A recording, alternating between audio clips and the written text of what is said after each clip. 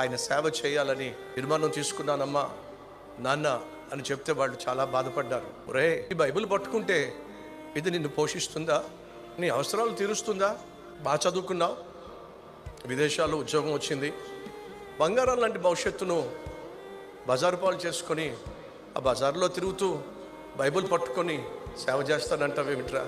కానీ నీ జీవితాన్ని కల్లారా చూసాం, నువ్వు ఎంతగా పాడైపోయావో చూసాం, ఎలా బాగుపడ్డావో చూసాం, 10 మందిని బాగు చేయాలని చెప్పి ఒక మంచి నిర్ణయం తీసుకున్నావు.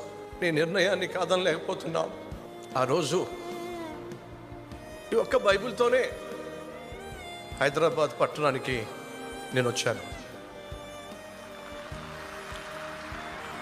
ఏ బైబిల్ని నేను నమ్మానో, ఏ బైబిల్లో ఉన్నటువంటి దేవుని యొక్క ప్రేమను ప్రకటించాలని ఆశించానో, ఆ బైబిలే ఇదిగో ఇంత పెద్ద కుటుంబాన్ని నాకు ఇచ్చింది.